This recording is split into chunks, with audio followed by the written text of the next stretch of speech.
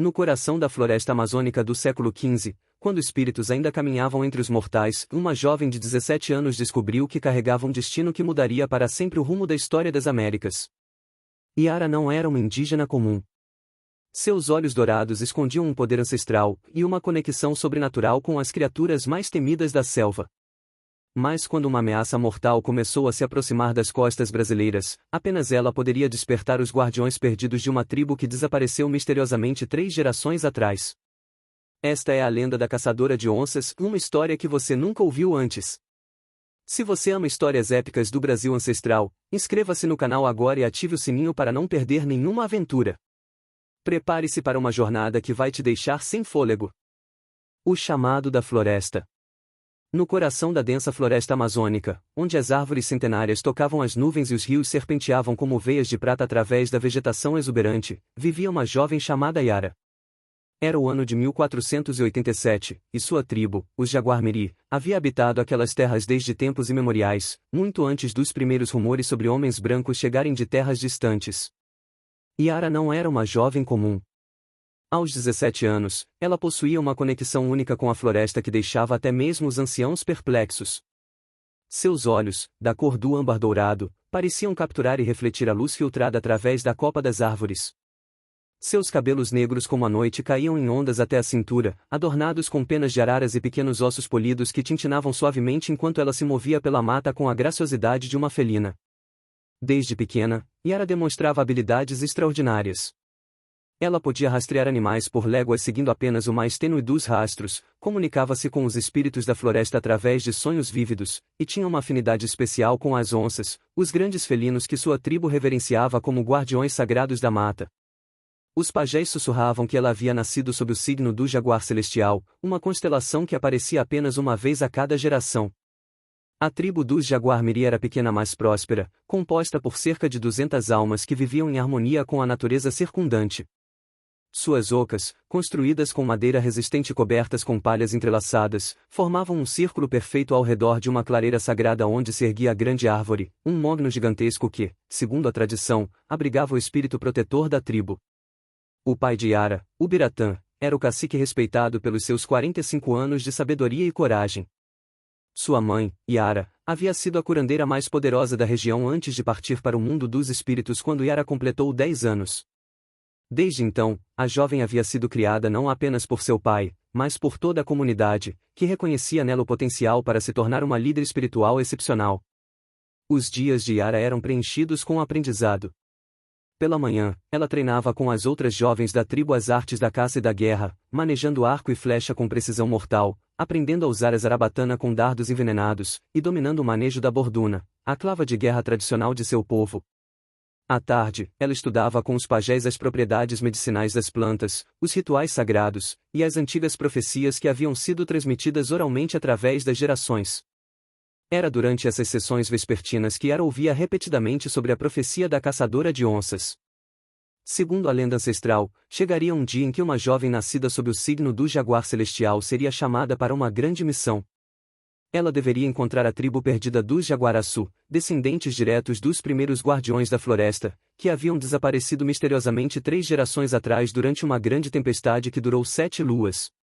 A profecia dizia que apenas a caçadora de onças poderia decifrar os sinais deixados pelos antepassados e reunir novamente as tribos dispersas. Isso seria necessário para enfrentar uma grande ameaça que viria do leste, através das águas salgadas, trazendo consigo a destruição das antigas tradições e a profanação da Mãe Terra. Naquela manhã específica de lua nova, enquanto a floresta ainda dormia envolta em névoas místicas, Yara foi despertada por um rugido distante que ecoou através das árvores como um chamado ancestral. Não era o rugido de uma onça comum, era algo mais profundo, mais ressonante, carregado de um poder que fez os pelos de seus braços se arrepiarem e seu coração acelerar com uma mistura de medo e antecipação. Ela se levantou silenciosamente de sua rede, pegou seu arco de madeira de pau-brasil e sua aljava com flechas, e saiu de sua oca sem despertar ninguém. A floresta a recebeu como sempre fazia, com o sussurro das folhas e o canto distante dos pássaros noturnos que ainda não haviam se recolhido. Mas havia algo diferente no ar naquela manhã, uma tensão, uma expectativa que fazia até mesmo os grilos interromperem sua sinfonia noturna. Seguindo um instinto que não conseguia explicar, Yara se dirigiu para o coração da mata, onde se sabia que as onças mais antigas faziam seus territórios. Seus pés descalços pisavam suavemente sobre o tapete de folhas mortas, evitando galhos que poderiam estalar e delatar sua presença. Cada sentido estava alerta, cada fibra de seu ser sintonizada com os ritmos sutis da floresta que a havia criado. O encontro ancestral. Conforme Yara se aprofundava na floresta, seguindo o eco distante do rugido que ainda reverberava em sua mente como um chamado irresistível, a vegetação se tornava mais densa e antiga. As árvores aqui eram verdadeiros titãs, algumas com troncos tão largos que seriam necessárias 20 pessoas de mãos dadas para abraçá-las. Suas copas se entrelaçavam formando uma catedral verde onde apenas raios dourados de luz conseguiam penetrar, criando um mosaico de sombras dançantes no chão da mata. O ar estava carregado de umidade e perfumes selvagens, o aroma doce das orquídeas que floresciam nas alturas, o cheiro terroso da vegetação em decomposição que nutria o solo fértil, e algo mais, um odor almiscarado e poderoso que Yara reconheceu imediatamente como o cheiro de uma onça pintada macho no auge de sua força.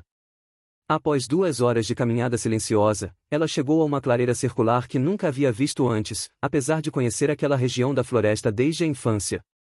Era como se o local tivesse sido revelado para ela naquele momento específico, um presente dos espíritos da mata.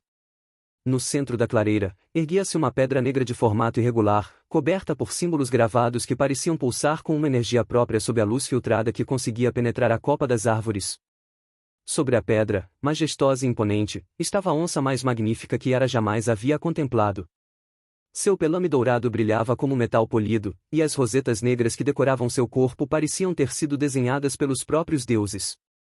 Mas eram os olhos do felino que mais impressionavam, verdes como esmeraldas líquidas, eles pareciam conter uma sabedoria milenar, uma inteligência que transcendia o reino animal. A criatura a observava com uma serenidade que contrastava com o poder devastador que irradiava de seus músculos tensos. Yara sabia que estava na presença de algo extraordinário, não se tratava de uma onça comum, mas de um ser espiritual, um guardião ancestral que havia escolhido se manifestar para ela naquele momento crucial. Lentamente, respeitando a majestade do animal, Yara se ajoelhou na borda da clareira e baixou a cabeça em sinal de reverência. Quando ergueu os olhos novamente, a onça havia descido da pedra e caminhava em sua direção com passos medidos e deliberados. Cada movimento era uma demonstração de graciosidade e poder controlado, uma dança ancestral entre predador e presa que era ao mesmo tempo aterrorizante e hipnotizante.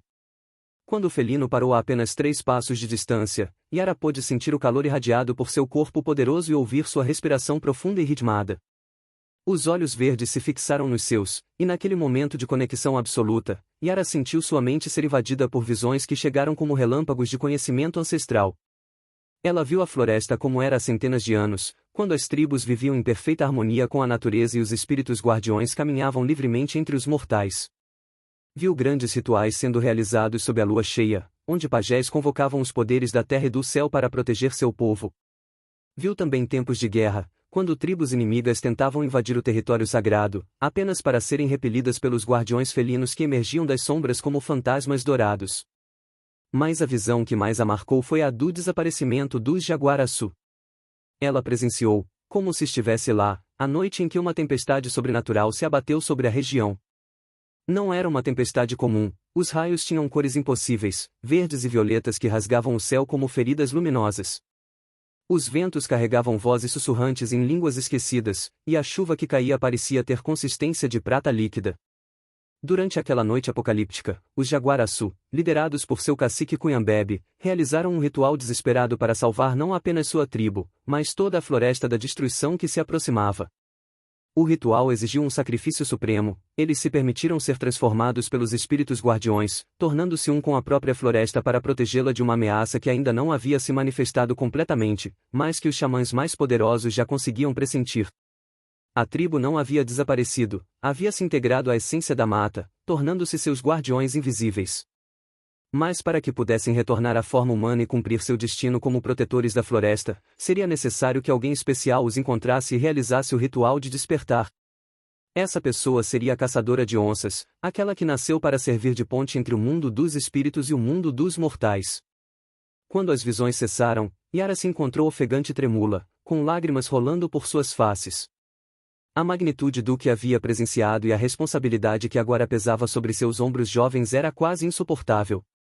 Mas quando olhou novamente para a onça ancestral, encontrou encorajamento em seus olhos sábios. O felino se aproximou ainda mais, em um gesto que desafiava toda a lógica, tocou suavemente a testa de Yara com sua poderosa pata. Naquele toque, ela sentiu uma corrente de energia percorrer todo o seu corpo, despertando capacidades que até então permaneciam adormecidas em seu interior. Seus sentidos se aguçaram de forma sobrenatural. Ela podia ouvir o coração de pequenos animais batendo a centenas de metros de distância, sentir o cheiro de flores que floresceriam apenas na próxima estação, e ver detalhes na floresta que antes passavam despercebidos. Mais importante ainda, ela agora podia sentir a presença dos jaguaraçu como uma rede de energia sutil que permeava toda a floresta. Eles estavam lá, integrados às árvores, aos rios, ao próprio ar que respirava, esperando pacientemente que chegasse o momento de seu despertar. A onça ancestral emitiu um rugido baixo e melodioso, quase como um canto, antes de se afastar lentamente. Yara compreendeu que aquele era um adeus temporário, eles se encontrariam novamente quando chegasse a hora da grande jornada que a aguardava. Os presságios da mudança. Quando Yara retornou à aldeia, o sol já estava alto no céu, banhando as ocas com uma luz dourada que fazia as palhas dos telhados brilharem como ouro. Contudo, a atmosfera na vila estava estranhamente tensa. Pequenos grupos de adultos conversavam em sussurros, e as crianças brincavam em silêncio, como se instintivamente soubessem que algo importante estava acontecendo. O Biratã a aguardava em frente à oca principal, seu rosto marcado por rugas de preocupação que ela nunca havia visto antes. Ao seu lado estavam os 3 pajés mais antigos da tribo, Tupã, um homem de cabelos completamente brancos cujos olhos azuis acinzentados pareciam enxergar além do mundo visível, Jandira, a única mulher pajé da tribo, conhecida por suas profecias precisas e sua habilidade de comunicar-se com os espíritos dos ancestrais, e Cauã, o mais jovem dos 3, mas talvez o mais poderoso em magia de proteção e cura. "Minha filha", disse o Biratã com voz grave, "onde você esteve?" Aconteceram coisas estranhas durante a noite que nos deixaram inquietos. Yara se aproximou respeitosamente, ainda sentindo a energia transformadora que a onça ancestral havia despertado em seu interior pulsando através de suas veias. "Pai, eu fui chamada pela floresta. Tive visões e encontrei um dos guardiões antigos." Os olhos dos pajés se arregalaram, e Jandira deu um passo à frente, examinando Yara com uma intensidade que fez a jovem se sentir como se sua alma estivesse sendo lida como um livro aberto. A velha xamã tocou delicadamente o rosto de Yara, e seus olhos se encheram de lágrimas de reconhecimento. "O despertar começou", murmurou Jandira com voz trêmula. "Posso sentir o poder dos antigos correndo em suas veias, criança. A profecia está se cumprindo, exatamente como os espíritos ancestrais previram." Tupã se adiantou, sua voz carregada com a autoridade de décadas servindo como guardião das tradições sagradas. "Yara, durante a noite, todos os pajés da região tiveram o mesmo sonho profético. Vimos grandes navios de madeira se aproximando de nossas costas, carregando homens de pele pálida com armas que cospem fogo e trovão. Vimos florestas sendo derrubadas, rios sendo envenenados, e nosso povo sendo escravizado ou morto." A jovem sentiu um frio percorrer sua espinha. As visões que tivera na clareira se encaixavam perfeitamente com o que os pajés haviam sonhado. A grande ameaça que os jaguaraçu haviam pressentido 3 gerações atrás finalmente estava se aproximando. Cauã, sempre pragmático mesmo em questões espirituais, cruzou os braços e fixou seus olhos penetrantes em Yara. "Mas também vimos esperança em nossos sonhos. Uma jovem caçadora, marcada pelos espíritos felinos, que despertaria os guardiões perdidos e uniria as tribos em uma aliança poderosa o suficiente para preservar nossa cultura e nossa terra." Naquele momento, um jovem guerreiro veio correndo até eles, ofegante e claramente perturbado. Era Itamar, um dos melhores rastreadores da tribo, conhecido por sua calma inabalável mesmo nas situações mais perigosas. Vê-lo em tal estado de agitação imediatamente alertou todos os presentes. "Cacique Ubiratã", ele disse entre respirações pesadas, "encontramos rastros estranhos na margem leste do rio. São pegadas de homens, mais diferentes das nossas. Os pés são cobertos por algum tipo de proteção dura, e há marcas de ferros de animais desconhecidos, criaturas que parecem ser maiores que nossas antas, mas com cascos como os de veados gigantes." O coração de Yara acelerou. Ela sabia que aquelas deviam ser as pegadas dos homens brancos e seus cavalos, animais que nenhuma tribo da região jamais havia visto. A invasão havia começado, exatamente como as visões haviam mostrado. O Biratã se endireitou, assumindo imediatamente sua postura de líder em tempos de crise. "Quantos homens? Que direção seguiram?" Pelos rastros, estimamos entre 15 e 20 homens, e seguiram para o norte, em direção ao território dos Aruvak. Mas, cacique Itamar hesitou, claramente perturbado pelo que estava prestes a revelar, havia algo mais. Encontramos árvores marcadas com símbolos estranhos, cortados na madeira com ferramentas de metal. E havia um cheiro no ar, um cheiro de morte e de coisas queimadas que ainda persiste na área. Jandira fechou os olhos e murmurou uma oração de proteção, enquanto Tupã e Cauã trocavam olhares preocupados. Todos sabiam que os Aruvak eram uma tribo pacífica, especializada em agricultura e artesanato, não preparada para enfrentar invasores armados e hostis. Temos que avisar nossos irmãos Aruvak, declarou o Biratã, mas antes que pudesse continuar, Yara deu um passo à frente. Pai, chegou a hora. Preciso partir em busca dos Jaguaraçu. Apenas com eles poderemos formar uma aliança forte o suficiente para resistir a esses invasores. Sua voz carregava uma autoridade recém-descoberta que surpreendeu até mesmo ela mesma. Você é muito jovem, minha filha. A jornada para encontrar os Jaguaraçu é perigosa e incerta. Ninguém sabe exatamente onde eles foram parar depois de seu desaparecimento, protestou o Biratã, embora sua voz traísse a luta interna entre o instinto protetor de pai e o reconhecimento de que o destino de sua filha era maior do que sua vontade pessoal. Yara tocou suavemente o braço de seu pai, seus olhos dourados brilhando com uma determinação férrea. Pai, eu vi onde eles estão. O guardião ancestral me mostrou. Eles se tornaram um com a própria floresta, esperando que alguém viesse despertá-los. Esse alguém sou eu. Não é uma escolha, é meu destino. Tupã se aproximou e colocou uma mão no ombro de Yara. Se os espíritos a escolheram, devemos confiar em sua sabedoria.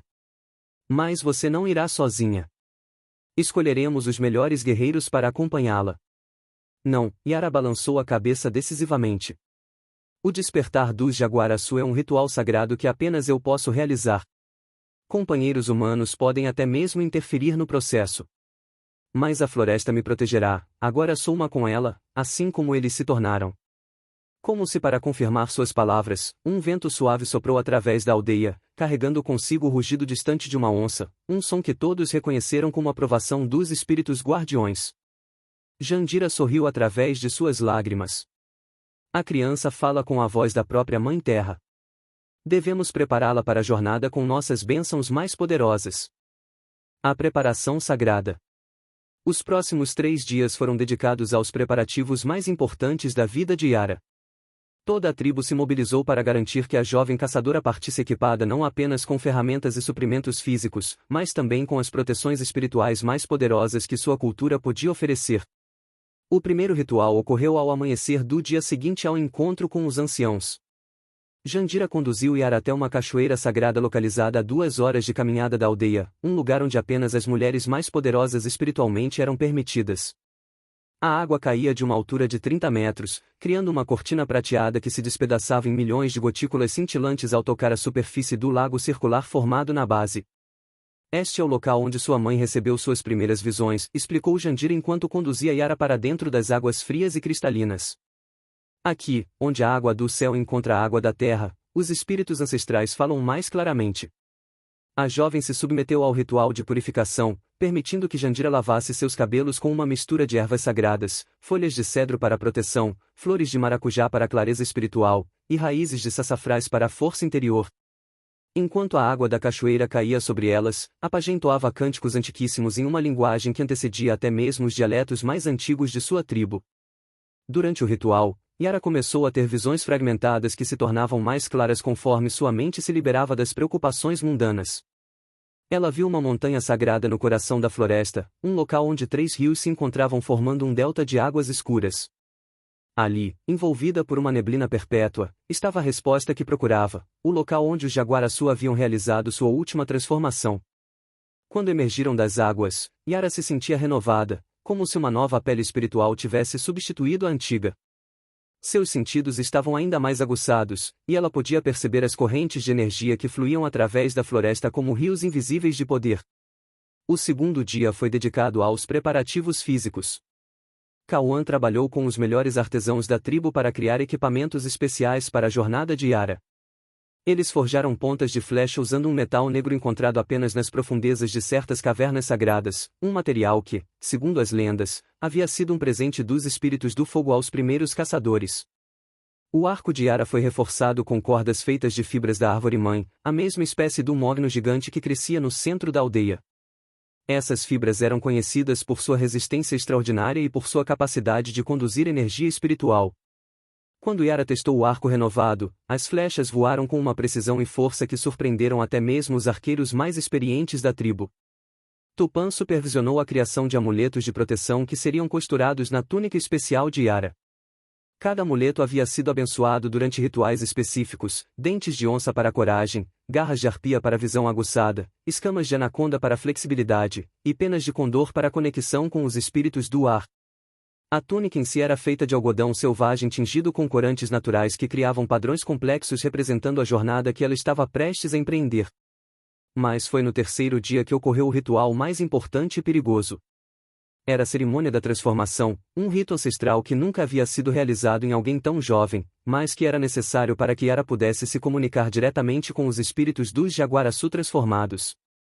Toda a tribo se reuniu na clareira sagrada quando o sol estava no zênito.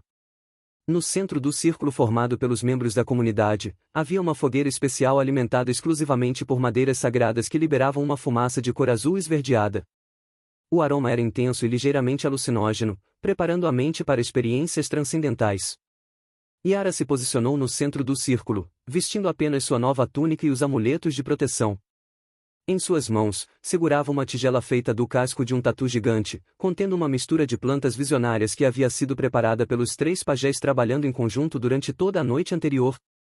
Yara, filha da floresta, nascida sob o signo do jaguar celestial, começou Tupã com voz solene: você está prestes a atravessar o véu entre os mundos. O que você verá e experienciará mudará para sempre sua percepção da realidade.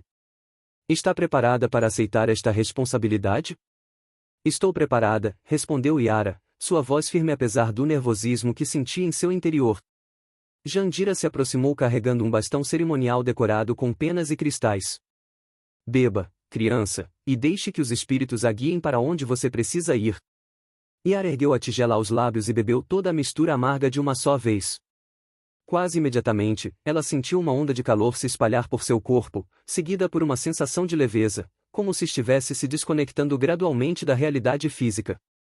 A fumaça da fogueira sagrada começou a formar padrões hipnóticos que dançavam em sua visão. As vozes dos membros da tribo, que haviam começado a entoar cânticos ritmados, se tornavam distantes e ecoantes, como se viessem de uma grande caverna subterrânea. Então, subitamente, Yara não estava mais na clareira. Ela se encontrava correndo através da floresta com uma velocidade impossível, seus pés mal tocando o chão. Mas quando olhou para baixo, não viu pés humanos, viu patas felinas cobertas por pelo dourado. Ela havia se tornado uma onça. A transformação não era apenas visual, todos os seus sentidos haviam se amplificado exponencialmente. Ela podia sentir o cheiro de cada animal dentro de um raio de quilômetros, ouvir as conversas de pássaros em árvores distantes, e sentir as vibrações sísmicas dos passos de criaturas caminhando sobre a terra a grandes distâncias. Neste estado alterado de consciência, Yara finalmente compreendeu completamente o que havia acontecido com os Jaguaraçu. Eles não haviam simplesmente desaparecido, haviam ascendido a um plano de existência superior, tornando-se guardiões espirituais da floresta enquanto mantinham suas consciências individuais integradas à consciência coletiva da mata. A jornada através dos mundos. A visão de Yara se expandiu além dos limites da experiência humana normal. Ela podia ver a floresta como um organismo vivo único, com cada árvore, cada rio, cada criatura funcionando como células de um corpo gigantesco e consciente. As linhas de energia que conectavam todas as formas de vida se tornaram visíveis como fios dourados pulsantes que formavam uma rede complexa e bela através de toda a região. Foi seguindo essas linhas de energia que Yara encontrou os primeiros sinais dos Jaguaraçu transformados. Eles apareciam como figuras semitransparentes que pareciam feitas de luz verde dourada, mantendo suas formas humanas básicas, mas irradiando um poder que transcendia qualquer coisa que ela havia presenciado antes. Seus líderes, incluindo o lendário cacique Cunhambebe, a receberam com sorrisos que carregavam tanto tristeza quanto esperança. Jovem caçadora, falou Cunhambebe, sua voz ecoando diretamente em sua mente sem passar por seus ouvidos, esperamos por você durante 3 gerações. O tempo da nossa reclusão está chegando ao fim, mas precisamos de alguém do mundo físico para nos ancorar de volta à realidade material. A essência espiritual de Cunhambebe se aproximou, e Yara pôde ver que ele havia sido um homem de estatura impressionante, com olhos que brilhavam com inteligência e sabedoria.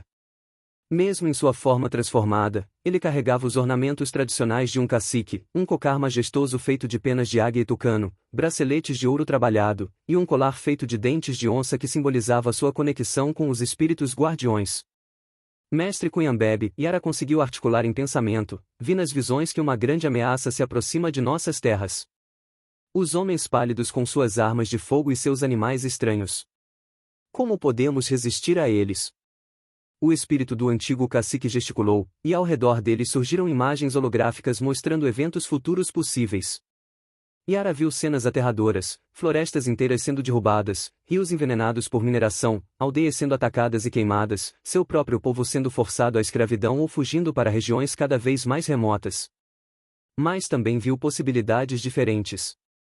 Em algumas visões, as tribos unidas sob a liderança dos Jaguaraçu ressuscitados conseguiam estabelecer territórios protegidos onde sua cultura sobrevivia e prosperava. Viu alianças sendo formadas entre diferentes povos indígenas, criando uma rede de resistência que se estendia por todo o continente. O futuro não está escrito em pedra, explicou Cunhambebe. Existem muitas possibilidades, e as ações que tomamos agora determinarão qual delas se tornará realidade. Mas você deve compreender que nosso retorno ao mundo físico exigirá sacrifícios de todos nós. Outro espírito se aproximou, uma mulher de aparência nobre com cabelos que fluíam como água escura e olhos que brilhavam como estrelas. Era Potira, a última grande xamã dos Jaguaraçu, conhecida em todo o continente por sua sabedoria e seus poderes de cura. Criança abençoada, disse Potira, sua presença espiritual irradiando um calor maternal que fez Yara se sentir em segurança mesmo naquele plano de existência alienígena. O ritual de despertar deve ser realizado no local exato onde completamos nossa transformação. É uma montanha sagrada conhecida como Tupã-Retã, onde 3 rios se encontram formando um delta místico. Mas o caminho até lá está repleto de perigos, tanto físicos quanto espirituais. As visões ao redor deles mudaram, mostrando agora o trajeto que Yara precisaria percorrer. Era uma jornada de aproximadamente 15 dias através dos terrenos mais perigosos da floresta amazônica. Ela teria que atravessar o território de tribos hostis, navegar por rios infestados de piranhas e jacarés, e superar obstáculos naturais que incluíam pântanos traiçoeiros e penhascos íngremes. Mais perigoso ainda, continuou Potira, é o fato de que os espíritos sombrios que causaram nossa transformação original ainda habitam aquela região. Eles não querem que retornemos ao mundo físico, pois nossa presença material limitaria significativamente seus poderes sobre a floresta. Cunhambebe assentiu gravemente. Esses espíritos sombrios não são nativos de nossa terra. Eles vieram de além-mar, muito antes dos homens pálidos, trazidos por ventos sobrenaturais de terras distantes onde a escuridão havia conquistado a luz. Sua influência cresce mais forte a cada lua que passa, e é por isso que as criaturas da floresta têm se comportado estranhamente nos últimos anos. Yara se lembrou dos relatos que havia ouvido dos caçadores, animais normalmente dóceis se tornando agressivos sem motivo, plantas venenosas crescendo onde antes havia apenas vegetação benéfica, e sons estranhos ecoando pela mata durante as noites de lua nova. Como posso enfrentar tais inimigos? Perguntou Yara, sentindo o peso da responsabilidade ameaçar esmagar sua determinação. Foi então que um terceiro espírito se juntou a eles, um jovem guerreiro com traços que lembravam vagamente os de Yara. Seus olhos dourados e a forma como carregava seu arco espiritual identificaram-no imediatamente como um membro de sua linhagem ancestral. Eu sou o Irapuru, disse o jovem espírito, seu tataravô, que serviu como ponte entre os Jaguar-Miri e os Jaguaraçu antes da grande transformação. Você não estará sozinha nesta jornada, descendente. Os espíritos de todos os seus ancestrais a acompanharão, e a própria floresta será sua aliada. O Irapuru gesticulou, e ao redor de Yara apareceram dúzias de outros espíritos ancestrais, guerreiros, xamãs, curandeiras, caçadores, todos unidos em seu propósito de proteger a floresta e seu povo. Cada um carregava as marcas de sua função em vida, os guerreiros empunhavam armas espirituais que brilhavam com luz própria, os xamãs seguravam bastões decorados com símbolos de poder, e as curandeiras portavam bolsas espirituais repletas de ervas místicas. Quando chegar a hora da verdade, continuou o Irapuru, você poderá invocar nossos poderes. Mas lembre-se, usar essa força ancestral cobrará um preço. Cada vez que chamá-la, você se aproximará mais de nossa condição espiritual, correndo o risco de se juntar permanentemente a nós antes de completar sua missão. A visão começou a se fragmentar conforme os efeitos da poção visionária começavam a diminuir. Antes que a conexão se perdesse completamente, Cunhambebe se aproximou uma última vez. Parta ao nascer da próxima lua nova, quando o véu entre os mundos estiver mais fino. Siga o rio Atumã até sua nascente, depois viaje para o oeste até encontrar as pedras cantantes. Elas a guiarão para Tupã-Retã. E lembre-se, jovem caçadora, confie na floresta, pois ela reconhece você como sua filha escolhida. Yara sentiu seu corpo sendo puxado de volta à realidade física. Quando abriu os olhos, estava deitada na clareira sagrada, cercada pelos rostos preocupados de sua tribo. O sol havia se movido significativamente no céu, indicando que ela havia estado em transe por várias horas. Minha filha, disse o Biratã, ajudando-a a se sentar, você esteve falando com vozes que não reconhecemos, em línguas antigas que apenas os pajés mais velhos conseguem compreender parcialmente. O que viu? Ainda tonta pelos efeitos da experiência transcendental, Yara se esforçou para organizar os pensamentos e transmitir o que havia aprendido. Com voz rouca mais determinada, ela contou sobre seu encontro com os espíritos dos Jaguaraçu, sobre a localização de Tupã-Retã, e sobre os perigos que a aguardavam. Jandira balançou a cabeça com admiração e preocupação. Nunca ouvi falar de alguém tão jovem conseguindo estabelecer contato tão claro com espíritos ancestrais de outras tribos. Seu destino é realmente extraordinário, criança. E perigoso, acrescentou Cauã. Os espíritos sombrios que ela menciona, ouvi sussurros sobre eles nas reuniões dos pajés de outras aldeias. Dizem que sua influência está se espalhando, corrompendo não apenas animais e plantas, mas também alguns xamãs que tentaram enfrentá-los sozinhos.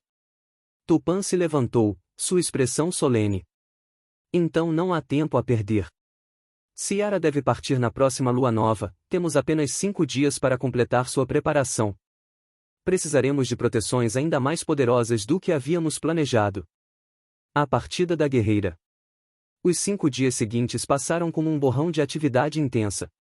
Toda a tribo trabalhou incansavelmente para garantir que Yara tivesse as melhores chances possíveis de sucesso em sua perigosa missão. Os ferreiros forjaram uma nova lâmina para sua borduna usando o metal sagrado extraído das profundezas da terra, os tecelões criaram uma rede de fibras especiais que podia ser usada tanto para dormir quanto para capturar animais, e os herbalistas prepararam poções e ungüentos que poderiam salvar sua vida em situações extremas. Mas foram os preparativos espirituais que consumiram a maior parte do tempo e energia. Os 3 pajés trabalharam juntos para criar um amuleto de proteção supremo, o coração da floresta. Era uma esmeralda do tamanho de um ovo de codorna, encontrada no centro de uma árvore centenária que havia sido atingida por um raio durante uma tempestade sagrada. A pedra havia sido polida e gravada com símbolos de proteção de 12 tribos diferentes, cada uma contribuindo com sua própria magia ancestral. O amuleto foi pendurado em um cordão feito de fibras da própria árvore-mãe da aldeia, e quando Yara o colocou ao pescoço, ela sentiu imediatamente uma sensação de força e serenidade que penetrava até seus ossos. Era como se carregasse consigo um fragmento da própria essência da floresta. Na noite anterior à sua partida, a tribo inteira se reuniu para uma cerimônia de despedida que durou até o amanhecer.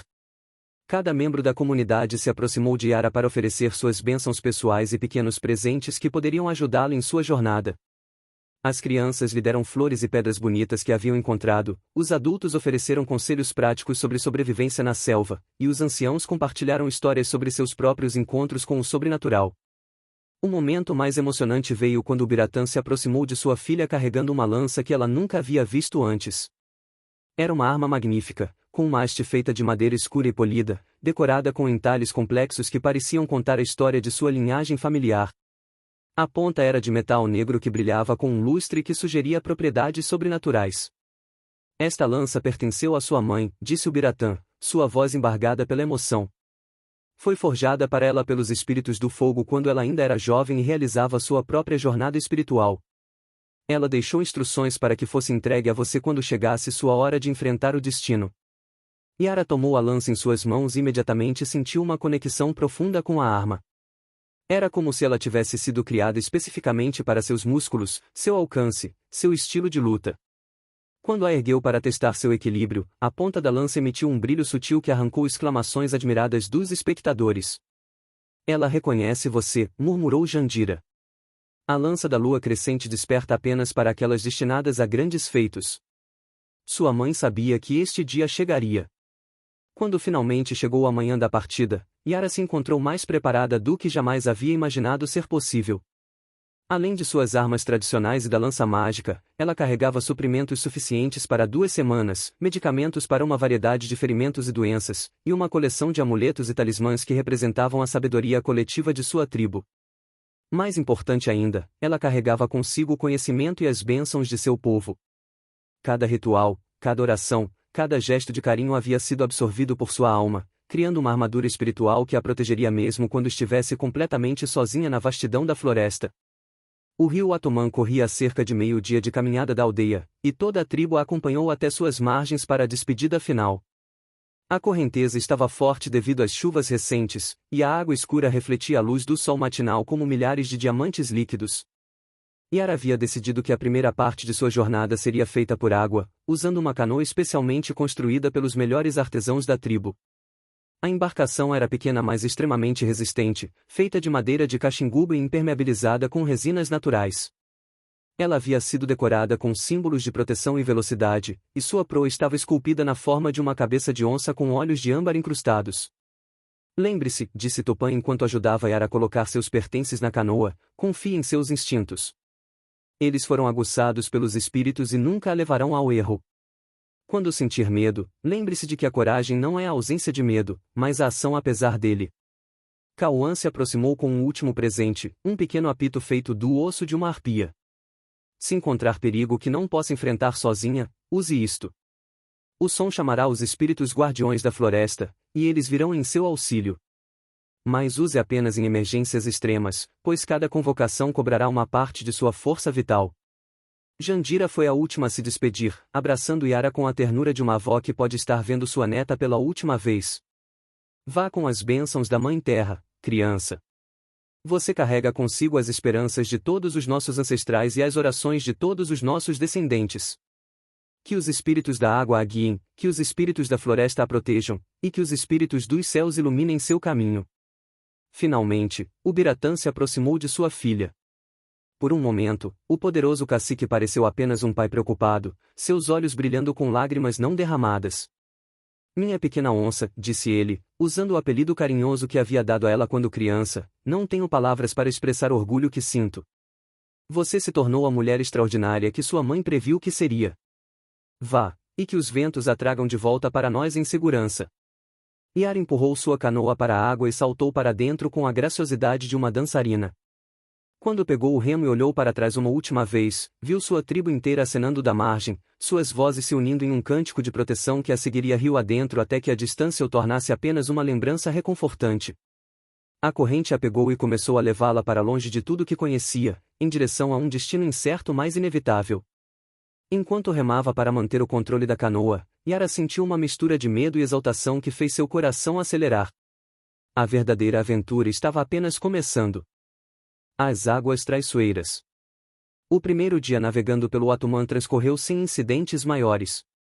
Yara havia aprendido a manejar canoas desde pequena, e suas habilidades se mostraram mais do que adequadas para lidar com as corredeiras ocasionais e os obstáculos naturais que surgiam pelo caminho.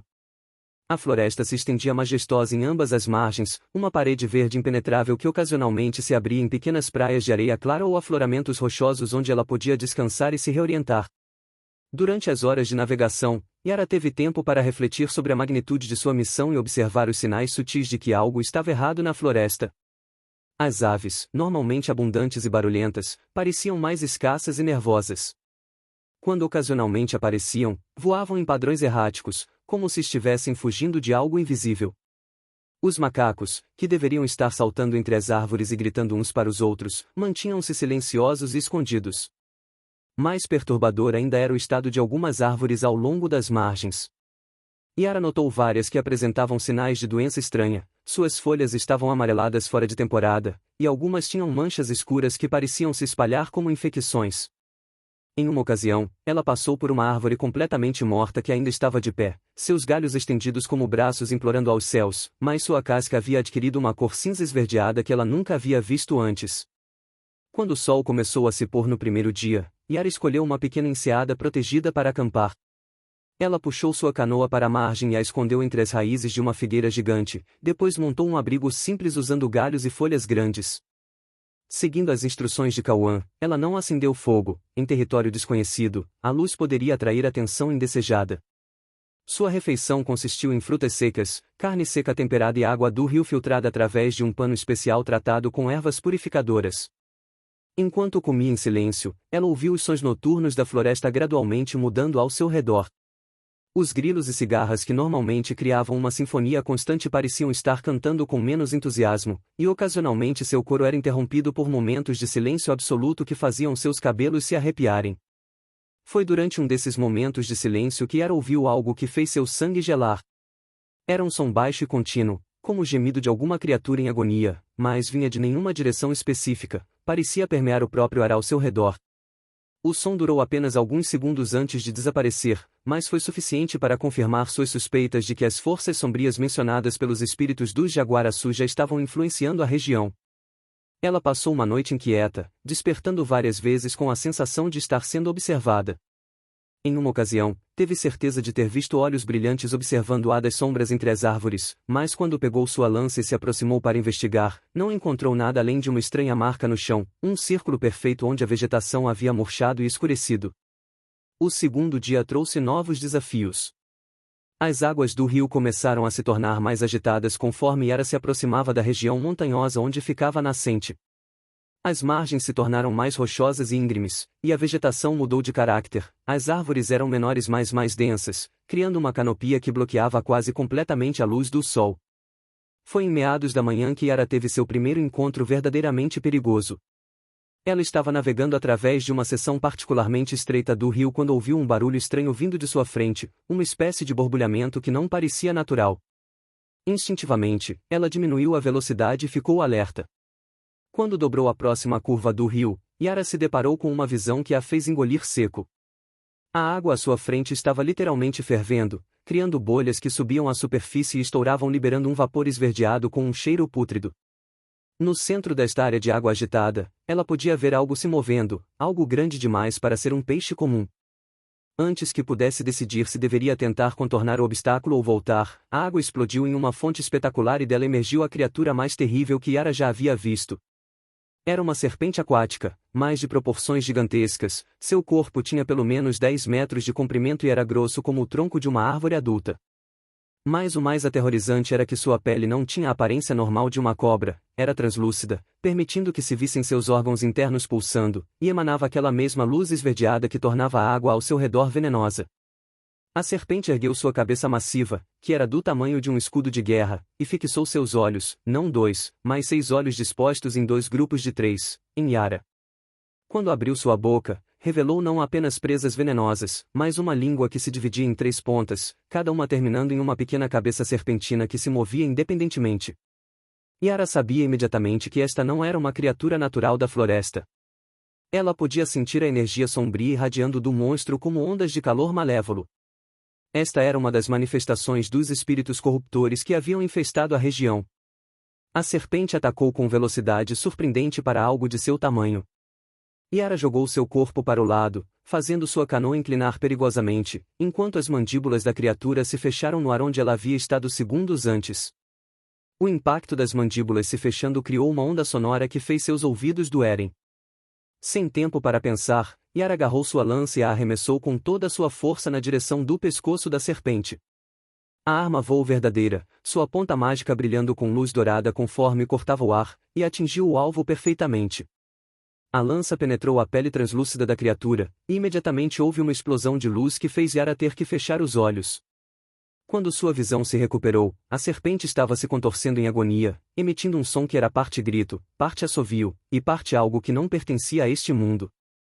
A água ao seu redor havia parado de ferver e estava lentamente voltando à sua cor normal.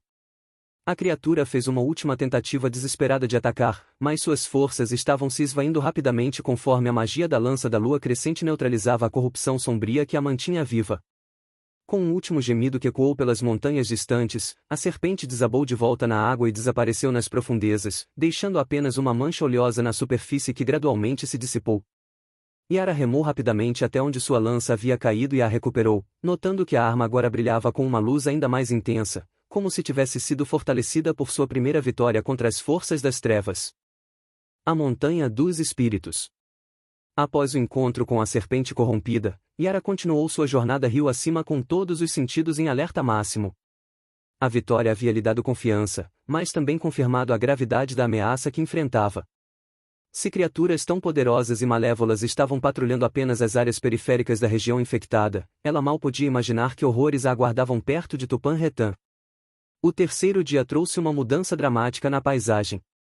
O rio havia se estreitado consideravelmente e se tornado mais raso, forçando Yara a desembarcar na margem e continuar a pé, carregando sua canoa quando necessário.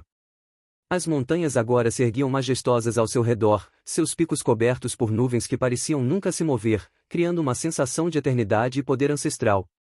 Foi no final da tarde do terceiro dia que Yara finalmente alcançou a nascente do Atumã. O rio emergia de uma fenda na rocha que mal parecia grande o suficiente para produzir tanta água, mas quando ela se aproximou, pôde ver que a abertura era na verdade a entrada de um sistema de cavernas subterrâneas que se estendia profundamente na montanha. Seguindo as instruções dos espíritos dos Jaguaraçu, ela agora precisava abandonar o rio e viajar para o oeste até encontrar as Pedras Cantantes. Escondeu sua canoa em uma gruta natural onde poderia recuperá-la na viagem de volta, assumindo que sobrevivesse ao que a aguardava. A trilha para o oeste era apenas uma sugestão de caminho através da mata densa de montanha. As árvores aqui eram diferentes das da floresta tropical, menores, mas com troncos mais grossos e galhos retorcidos que criavam formas quase humanas na penumbra perpétua sob suas copas. O ar era mais fino e carregado de uma umidade que fazia cada respiração parecer densa e substancial. Durante todo o quarto dia de viagem, Yara teve a crescente sensação de estar sendo seguida. Nunca conseguia ver seus perseguidores diretamente, mas ocasionalmente captava movimentos na periferia de sua visão, sombras que se moviam independentemente da luz solar, galhos que balançavam sem vento, e pegadas no chão que desapareciam quando ela tentava examiná-las mais de perto. A situação se tornou mais tensa quando ela começou a ouvir vozes. Inicialmente eram apenas sussurros ininteligíveis que poderiam ser confundidos com o vento nas folhas, mas gradualmente se tornaram mais claros e distintos. Eram vozes humanas, falando em dialetos que ela reconhecia vagamente como pertencentes a tribos que haviam desaparecido décadas atrás. As vozes pareciam estar discutindo algo urgentemente, mas sempre paravam abruptamente quando ela tentava se concentrar para entender suas palavras. No quinto dia, Yara finalmente encontrou as Pedras Cantantes. Elas se erguiam em uma clareira circular no alto de uma colina, um conjunto de 5 monólitos de pedra negra, cada um com cerca de 3 metros de altura. Os monólitos estavam dispostos em um pentagrama perfeito, e suas superfícies eram cobertas por inscrições em uma escrita que ela nunca havia visto, mas que de alguma forma conseguia compreender instintivamente. As inscrições contavam a história da criação do mundo segundo as tradições mais antigas, muito anteriores às lendas que ela conhecia. Falavam de uma época em que os deuses caminhavam livremente pela terra e quando a barreira entre o mundo espiritual e o mundo físico era tênue como névoa matinal. Mas o mais impressionante das Pedras Cantantes era o som que produziam. Mesmo sem vento, elas emitiam uma harmonia baixa e contínua que parecia ressonar diretamente em seus ossos. Quando uma brisa ocasional as tocava, o som se intensificava, criando acordes complexos que eram ao mesmo tempo belos e perturbadores. Foi ali, sentada no centro do círculo de pedras, que Yara teve sua segunda visão profética. Desta vez, ela não havia tomado nenhuma poção visionária, a própria energia do local foi suficiente para abrir sua mente às dimensões espirituais. Ela viu Tupã-Retã como era no momento presente, uma montanha envolvida em névoa perpétua, no topo da qual se erguia um templo antigo feito de pedra branca que brilhava com luz própria. Mas o templo estava cercado por uma barreira de energia escura que pulsava como um coração maléfico. Dentro desta barreira, ela pôde vislumbrar as formas dos espíritos dos Jaguaraçu, presos em uma espécie de limbo espiritual, incapazes de completar sua transformação de volta ao mundo físico. Ao redor da montanha, patrulhando a névoa como sentinelas eternos, estavam as criaturas dos espíritos sombrios. Havia serpentes voadoras com asas de morcego, jaguares espectrais cujos olhos brilhavam com fogo frio, e figuras humanoides distorcidas que haviam sido humanos uma vez, mas que foram corrompidas além de qualquer possibilidade de salvação. No centro do templo, ela viu a fonte da corrupção, uma pedra meteórica de cor vermelha escura que radiava ondas de energia malévola. A pedra havia caído dos céus há séculos, trazendo consigo influências de dimensões onde a luz nunca havia brilhado. Era esta pedra que havia forçado o jaguar à sua transformação desesperada, e era ela que agora impedia seu retorno. A visão mostrou a Yara que ela teria que destruir a pedra meteórica para libertar os espíritos presos, mas fazê-lo exigiria que ela entrasse em contato direto com a fonte da corrupção. Tal exposição poderia matá-lo instantaneamente, ou pior, poderia transformá-lo em uma das criaturas sombrias que agora serviam aos espíritos invasores.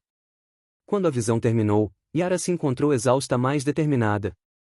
As pedras cantantes haviam-lhe mostrado não apenas os perigos que a aguardavam, mas também a única maneira de superá-los. Ela teria que confiar completamente no poder de seus amuletos de proteção e na força de sua conexão com os espíritos ancestrais de sua própria linhagem. As pedras também lhe mostraram o caminho final para Topan-Retan. Ela deveria seguir um riacho que nascia na base das pedras cantantes e descia pela montanha em direção a um vale escondido. Lá, onde 3 riachos se encontravam para formar um pequeno lago, ela encontraria a entrada para o reino espiritual onde os Jaguaraçu esperavam sua libertação. Enquanto se preparava para a fase final de sua jornada, Yara não sabia que eventos cruciais estavam se desenrolando em sua terra natal. Os homens pálidos de quem os pajés haviam tido visões finalmente haviam chegado às costas do Brasil, trazendo consigo não apenas armas e doenças, mas também uma fome insaciável por ouro e terras que mudaria para sempre o destino de todos os povos indígenas das Américas. O despertar dos guardiões. A descida da montanha através da trilha indicada pelas pedras cantantes levou Yara por um caminho que parecia existir fora do tempo normal.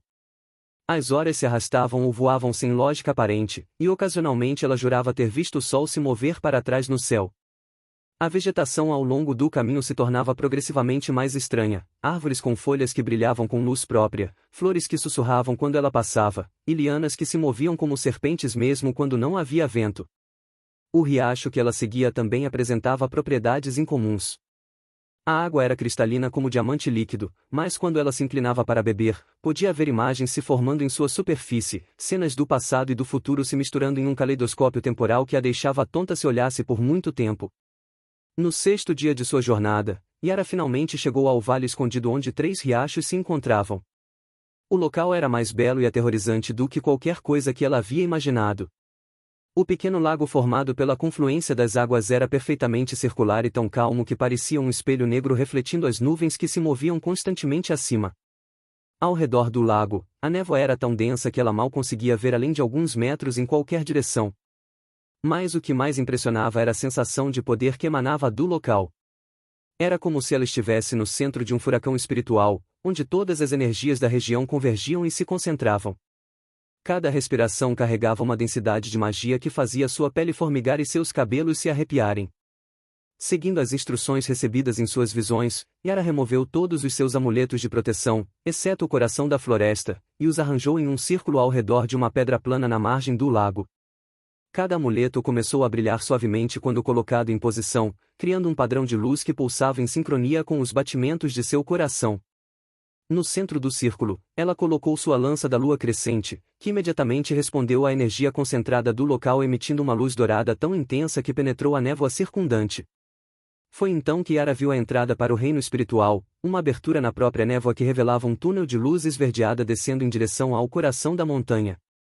Tomando uma respiração profunda para se preparar mentalmente, Yara entrou no túnel. Imediatamente, ela sentiu seu corpo se tornar mais leve, como se estivesse caminhando debaixo d'água.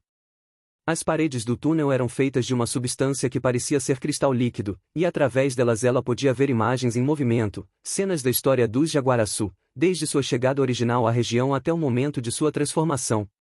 O túnel a conduziu por uma jornada que durou horas ou talvez minutos, o tempo havia perdido qualquer significado. Quando finalmente emergiu, Yara se encontrou em uma câmara subterrânea vasta, iluminada por cristais que cresciam das paredes e do teto como árvores de luz. No centro da câmara estava o templo que havia visto em suas visões, mas agora podia vê-lo em todos os seus detalhes magníficos. Era uma estrutura piramidal feita de blocos de pedra branca que pareciam ter sido moldados por mãos divinas. Cada bloco estava coberto por inscrições que contavam a história completa da criação, não apenas do mundo físico, mas de todas as dimensões espirituais que existiam paralelamente a ele. Escadarias espiraladas subiam pelos 4 lados da pirâmide até um topo plano onde se erguia um altar de obsidiana negra. Mas o que dominou imediatamente a atenção de Yara foi a barreira de energia escura que circundava todo o templo. Era como uma tempestade congelada no tempo, com raios negros que se contorciam e dançavam em padrões hipnóticos. Através desta barreira, ela podia ver as formas espectrais dos jaguaraçu, movendo-se lentamente como se estivessem caminhando debaixo d'água. No topo da pirâmide, pulsando como um coração maléfico, estava a pedra meteórica vermelha que era a fonte de toda a corrupção. Era menor do que Yara havia imaginado, não maior que uma cabeça humana, mas a energia que irradiava era tão intensa que fazia o ar ao seu redor vibrar visualmente. Antes que pudesse formular um plano de ação, Yara foi confrontada pelas criaturas guardiãs que protegiam o templo. Elas emergiram das sombras como pesadelos materializados, formas que haviam sido humanas uma vez, mas que agora eram distorcidas além de qualquer reconhecimento. Seus olhos brilhavam com a mesma luz vermelha da pedra meteórica, e suas bocas se abriam em gritos silenciosos de agonia eterna. A primeira criatura atacou com garras que brilhavam como metal em brasa. Yara rolou para o lado e contra-atacou com sua lança, mas a arma passou através da criatura como se ela fosse feita de fumaça. Compreendendo que estes inimigos existiam parcialmente em outra dimensão, ela tocou o coração da floresta e invocou o poder dos espíritos ancestrais de sua linhagem. Imediatamente, formas espectrais se materializaram ao seu redor, seus ancestrais guerreiros, liderados por Uirapuru. Com suas armas espirituais, eles eram capazes de enfrentar as criaturas corrompidas em igualdade de condições. A batalha que se seguiu foi feroz e caótica, com luzes de várias cores explodindo através da câmara conforme forças sobrenaturais se chocavam. Durante o combate, Yara percebeu que cada vez que uma criatura sombria era destruída, a barreira ao redor do templo se enfraquecia ligeiramente. Compreendendo que estas criaturas eram as âncoras que mantinham os jaguaraçu presos, ela se concentrou em destruir tantas quanto possível, mesmo sabendo que cada invocação do poder ancestral estava drenando sua própria força vital. Quando a última criatura foi banida de volta às sombras de onde havia emergido, a barreira finalmente se dissipou como névoa matinal. Os espíritos dos jaguaraçu emergiram de sua prisão, liderados por Cunhambebe, seus rostos brilhando com gratidão e alívio. Jovem caçadora, disse o espírito do antigo cacique, você nos libertou da maldição que nos prendia entre os mundos. Mas uma tarefa final permanece. A pedra meteórica deve ser destruída, ou ela continuará a corromper esta terra sagrada por toda a eternidade. Yara olhou para o topo da pirâmide onde a pedra pulsava com malevolência concentrada. Ela sabia que tocá-la diretamente poderia matá-la, mas também compreendeu que esta era a única maneira de completar sua missão. Não tema, disse Potira, aproximando-se com um sorriso tranquilizador. Nós estaremos com você. Nossos poderes combinados a protegerão do pior da corrupção. Juntos, Yara e os espíritos dos jaguaraçu subiram as escadarias da pirâmide. Com cada passo, a pressão espiritual aumentava, fazendo com que Yara sentisse como se estivesse carregando o peso de uma montanha inteira. Mas o coração da floresta brilhava mais intensamente a cada passo, alimentando-a com a força pura da própria terra. Quando finalmente chegaram ao topo, a pedra meteórica estava pulsando tão violentamente que o próprio ar ao seu redor estava se distorcendo. Yara ergueu sua lança da lua crescente, que agora brilhava com a luz combinada de todos os espíritos presentes, e a cravou no coração da pedra malévola. O que aconteceu a seguir desafiou discrição. Houve uma explosão de luz que engolfou toda a câmara, seguida por um som que era parte grito, parte música celestial, e parte algo que não pertencia a nenhuma dimensão conhecida. Yara sentiu sua consciência se expandir além dos limites de seu corpo físico, conectando-se temporariamente com a consciência coletiva de toda a floresta amazônica. Naquele momento de união absoluta, ela viu o futuro se desenrolando em múltiplas possibilidades. Viu os homens pálidos chegando às costas do Brasil, trazendo mudanças que transformariam para sempre o continente. Mas também viu caminhos onde seu povo sobrevivia e prosperava, preservando sua cultura e tradições através dos séculos vindouros. Quando a luz finalmente se dissipou, Yara se encontrou sozinha no topo da pirâmide. A pedra meteórica havia se desintegrado completamente, deixando apenas um pequeno monte de pó cristalino que brilhava suavemente. Ao seu redor, os espíritos dos jaguaraçu estavam se solidificando, retornando lentamente às suas formas físicas originais. Cunhambebe foi o primeiro a completar a transformação, aparecendo como havia sido em vida, um homem alto e nobre com olhos que brilhavam com sabedoria ancestral.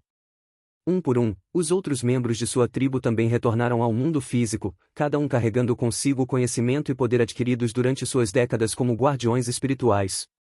Está feito, disse Cunhambebe, colocando uma mão no ombro de Yara. Os jaguaraçu retornaram ao mundo dos vivos, e juntos, nossas tribos terão força suficiente para enfrentar os desafios que se aproximam. Quando Yara finalmente retornou à sua aldeia 2 semanas depois, acompanhada pelos Jaguaraçu ressuscitados, ela encontrou sua tribo se preparando para a guerra. Os homens pálidos haviam chegado às costas orientais e estavam avançando para o interior, conquistando e destruindo tudo em seu caminho. Mas agora, com os guardiões ancestrais ao seu lado e as tribos unidas sob uma liderança comum, o povo de Yara tinha uma chance real de preservar sua cultura e proteger sua terra sagrada. A caçadora de onças havia cumprido seu destino, despertando não apenas os Jaguaraçu, mas também uma nova era de resistência e esperança para todos os povos da floresta. A lenda de Yara se espalharia por todo o continente, inspirando gerações de guerreiros indígenas a lutar pela preservação de suas tradições ancestrais. E embora os tempos difíceis que se aproximavam trouxessem mudanças irreversíveis, o legado da jovem que conversava com espíritos e despertou os guardiões perdidos garantiria que a sabedoria e a força dos povos originários nunca fossem completamente extintas. Fim.